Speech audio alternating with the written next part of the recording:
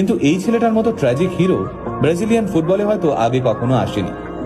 হ্যাঁ, আজ কথা হচ্ছে ফুটবলের রাজপুত্র নেইমারকে নিয়ে। নিন্দুকেরা বলেন নেইমার নাকি খেলতে খেলতে ইচ্ছে করে পড়ে যান, চোট পাওয়ার অভিনয় করেন। কিন্তু তারা হয়তো এটা জানেন না, নেইমার ফুটবল ইতিহাসের একমাত্র খেলোয়াড় যাকে 1000-এরও বেশি সময় ফাউল করা হয়েছে।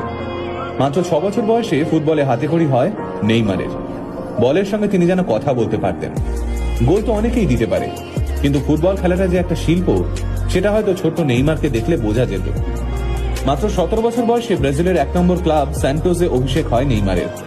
আর 18 বছর বয়সে ব্রাজিলের জাতীয় দলেও চান্স পান তিনি।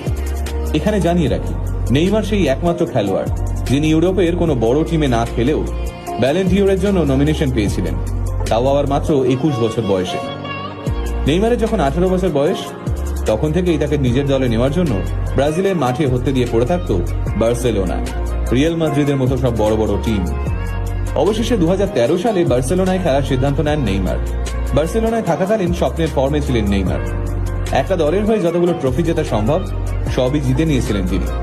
সে সময় তিনি যোগ্য সঙ্গী হিসেবে পেয়েছিলেন মেসি আর সুয়ারেজকে। মনে পড়ে যায় 2014 সালের ফুটবল বিশ্বকাপের কথা। ঘরের মাঠে ব্রাজিলকে গোলের মালা পরিয়ে চলেছে জার্মানি।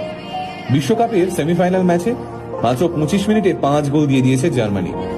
দর্শকরা সব কেউই বুঝতে পারছেন না কি হচ্ছে। ম্যাচ শেষ হতে দেখা গেল জার্মানি 7, ব্রাজিল 1। সেদিন নিজের দলের এই শোচনীয় অবস্থা দেখে কাঁদতে কাঁদতে টিভি বন্ধ করে দিয়েছিলেন নেইমার। সেদিন নেইমারের ইচ্ছে করছিল তখনই মাঠে নেমে দলের সম্মান বাঁচাতে। হয়তো ঠিক তার আগের ম্যাচে চোট না পেলে 2014 সালের বিশ্বকাপে জয়ী হিসেবে ব্রাজিলের নামই লেখা থাকত।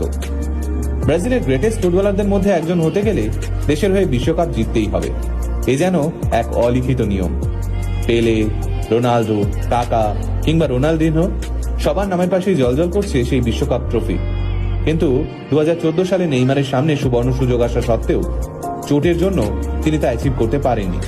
তবে এখনো পর্যন্ত ফুটবলে 5 বার বিশ্ব চ্যাম্পিয়ন হলেও অলিম্পিকের 100 বছরের ইতিহাসে কোনো সোনার মেডেল জেতেনি ব্রাজিল। সেই ব্রাজিলকে প্রথমবারের জন্য অলিম্পিকে সোনার পদক এনে দেন এই নেইমারই। 2017 সালে বার্সেলোনা ছেড়ে নেইমার পাড়ি দেন প্যারিস সেন্ট জার্মেইন টিমে। মোটা মাইনে, প্যারিসের নাইট লাইফ, নারী সঙ্গ, এইসব কারণে ফুটবলের থেকে মনোযোগ সরে যায় নেইমারের।